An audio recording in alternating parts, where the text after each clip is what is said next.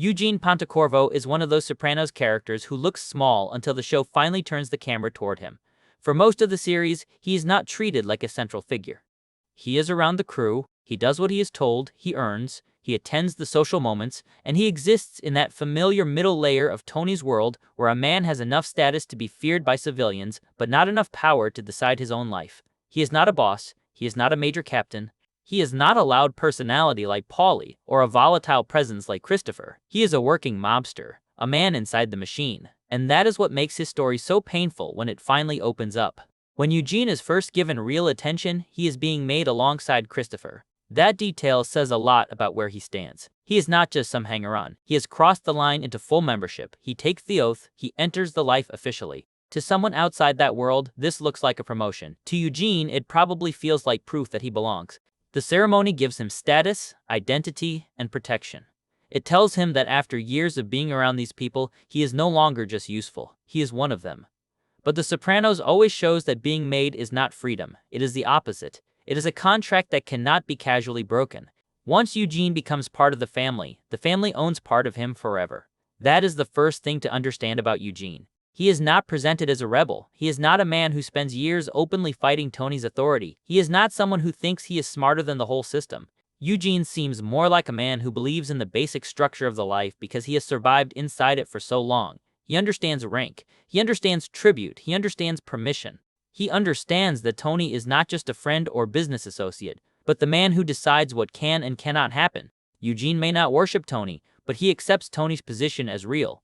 That acceptance is the foundation of everything that happens later. His relationship with Tony is not especially intimate, but it is serious in the way mob relationships are serious. Tony does not have to be emotionally close to Eugene for Eugene to feel bound to him. In that world, closeness is not always about affection, it is about hierarchy. Eugene is under Tony. Tony is the boss. That means Eugene's money, violence, movement, and future all pass through Tony in some way. When Eugene earns, Tony gets a taste. When Eugene wants something, Tony has to approve it. When Eugene imagines changing his life, he cannot simply tell Tony afterward. He has to ask first. That makes Eugene different from a civilian trapped in a bad job. A civilian can quit, move, change states, cut contact, start over. Eugene cannot do that because his work is not separate from his identity. He is not employed by the mob. He belongs to it. His house, his wife, his children, his money, his fear, and his reputation are all connected to the same structure. By the time he thinks about leaving, he is already deep enough that every road out has someone standing in front of it. The inheritance changes everything because it gives Eugene something he probably never had before, a real exit fantasy. Not just a vague dream, not just a complaint at home, but a practical picture. Florida, a new house, distance from New Jersey, a warmer place, a life where his son might get away from the environment that is swallowing him. His wife sees it as salvation. Eugene starts to see it that way too. The money is important because it does not come from shylocking, gambling, collections, or construction scams. It arrives from outside the criminal machine. It feels clean enough to imagine a clean life. But Eugene is still Eugene. He does not take the money and run. He does not disappear. He does not lie low and hope Tony never finds him.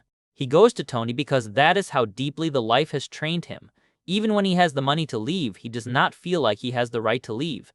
The inheritance gives him financial freedom, but not psychological freedom. He still sees Tony as the gatekeeper. He still believes there is a correct way to ask. He still believes that if he behaves properly, shows respect, and gives Tony a taste, maybe Tony will allow him to go. That is why Eugene gives Tony money. On the surface, it looks strange. This is not mob income. It is not money earned on the street. It is not a score Tony helped arrange. It is family inheritance. A normal person would see it as private. But Eugene does not live in a normal moral world. In Tony's world, a boss does not only take a piece because he directly caused the money to appear. He takes a piece because the people under him exist under his protection and authority. Eugene understands that Tony expects tribute. He also understands that giving Tony money makes the request feel respectful instead of selfish. The envelope is not only a payment, it is a gesture. Eugene is saying that he still knows his place. He is saying he is not trying to cut Tony out. He is saying that even in leaving, he will honor the chain of command. It is also a kind of soft bribe, though Eugene probably does not think of it in crude terms. He wants Tony to feel appreciated. He wants Tony to connect Eugene's retirement with generosity rather than betrayal. He wants the money to make Tony more comfortable with the idea of letting him go. That is the tragedy of the gesture. Eugene thinks he is buying goodwill from a man who still sees him as property. Tony takes the money because Tony is Tony. He is not going to refuse a taste. But taking the money does not mean he accepts Eugene's request. That is where Eugene misunderstands the nature of Tony's power. Eugene treats the money like part of a negotiation. Tony treats it like tribute. To Eugene, the envelope is attached to a plea. To Tony, the envelope is separate. The money can be accepted, enjoyed, and absorbed without creating any obligation. Tony can take it and still say no because in his mind, Eugene giving him money does not purchase freedom. It only confirms the relationship that already exists. Tony's refusal is not only about business either. It is about precedent. If Eugene can retire to Florida because he inherited money, then the life becomes negotiable. Other men could imagine the same thing. Someone gets lucky. Someone marries into money. Someone decides his family needs a change. Someone grows tired of the stress, and suddenly the oath starts to look like a job contract. Tony cannot allow that. A made man leaving peacefully would weaken the mythology that keeps everyone else trapped. The mob depends on the idea that membership is permanent. Tony may dress the refusal in practical concerns, but underneath it is a simple rule. You do not get to decide when you are done. There is also Tony's personal way of thinking. Tony often wants sympathy for his own suffering, but he rarely grants other people the same depth. When Tony feels trapped, he sees it as a burden placed on him by family, panic attacks, his mother, his father, his crew, the FBI, and the weight of leadership. When someone like Eugene feels trapped, Tony sees it as complaining. Eugene's dream does not move him deeply because Tony does not experience Eugene as a full man with a collapsing home. He experiences him as a soldier asking to leave his post. That is why Eugene's trust in Tony is so important and so sad. Eugene does not trust Tony in the innocent sense. He is not stupid. He knows what Tony is. He knows Tony is greedy, selfish, and dangerous. But Eugene trusts the system around Tony. He trusts the idea that respect, money, loyalty, and proper procedure still count for something. He thinks that if he follows the rules carefully enough, the rules might protect him. He gives Tony the envelope because he still believes there is a correct ritual for asking a boss for mercy. The problem is that Tony's world uses rituals to trap people, not free them. Eugene's situation is even worse because Tony is not the only person who owns him. The FBI owns him too. By the time Eugene wants to leave, he is also an informant. That means he is trapped on both sides of the same wall. To Tony, he is a made man who cannot retire. To the FBI, he is a source who cannot walk away because he is useful where he is. His criminal family will not let him go because of loyalty. The government will not let him go because of leverage. Both sides talk differently, but both sides need him in New Jersey. Both sides turn his life into something they can use. This makes his dream of Florida almost impossible from the beginning. Even if Tony had said yes, the FBI could still block him. Even if the FBI had allowed it, Tony could still block him. Eugene does not need one door to open, he needs every door to open at the same time. And none of the people controlling those doors care enough about him to do it. At home, the pressure becomes unbearable because his wife sees the situation more clearly from the outside. She does not respect Tony's authority the way Eugene does. She sees Tony as the obstacle. She sees the inheritance as their chance. She sees New Jersey as poison, especially for their son. To her, Eugene's hesitation looks like weakness. But from Eugene's side, it is not that simple. He has lived too long in a world where leaving without permission can get you killed. His wife is thinking like someone who wants a new life. Eugene is thinking like someone who knows the old life follows you. His son's drug problem makes the whole thing feel even more urgent.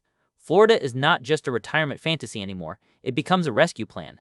Eugene is not only trying to escape work. He is trying to save his family from the environment his own choices helped create. That is another layer of guilt. He gave his family money and status, but he also gave them proximity to decay. The same life that allowed him to provide has helped build the prison they now need to escape. This is where Eugene becomes more than a minor character. His story exposes one of the cruelest truths of The Sopranos. The mob does not only destroy outsiders, it destroys the men inside it slowly, even when they are not famous enough to be central villains. Eugene is not trying to become boss. He is not trying to take over. He is not trying to start a war. He only wants to leave with his family after a piece of unexpected luck. But the life cannot even allow that small mercy. The murder he commits during this period makes the story even colder. Eugene is still doing work for the mob while dreaming of escape. He is still capable of sudden violence. He is still the kind of man who can walk into a place, carry out an order, and return to ordinary life. The show does not let him become innocent just because he is desperate. That is important. Eugene is trapped, but he is not harmless. He is a victim of the life and also one of its instruments. His tragedy does not erase what he has done. It shows that even the men who enforce the system can be crushed by it when they ask for something human. That is why his death lands with such force. Eugene hangs himself because every identity he has is collapsing at once. He cannot be the loyal soldier because he wants out. He cannot be the free husband because Tony will not allow it. He cannot be the useful informant because the FBI will not release him. He cannot be the saving father because his son is slipping away. He cannot be the man with a future because the inheritance has only revealed how little control he actually has. The inheritance should have been liberation. Instead, it becomes proof of the cage. Before the money, Eugene could tell himself he stayed because he had no choice financially. After the money, that excuse disappears. He now has enough to imagine another life, and still he cannot reach it. That is psychologically devastating. Poverty is one kind of trap, but having the means to leave and still being blocked is another kind entirely. It shows him that money was never the final lock. Tony was one lock, the FBI was another, fear was another, the oath was another, his own history was another. So why did Eugene not leave? Because leaving was not one decision.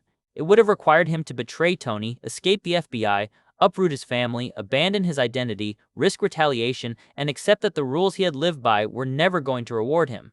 That is too much for a man like Eugene. He is not built as a revolutionary. He is built as a soldier. Soldiers ask permission. Soldiers follow chains of command. Soldiers endure until endurance becomes impossible. And why did he trust Tony? Because Tony was the center of the only order Eugene understood. Eugene trusted that order more than he trusted Tony's kindness. He believed tribute still had meaning. He believed loyalty still had weight. He believed asking properly might produce mercy. He gave Tony money because he thought the relationship still worked both ways. He had given years to the family. He had given violence. He had given obedience. Now he gave part of his inheritance, hoping Tony would give him distance in return.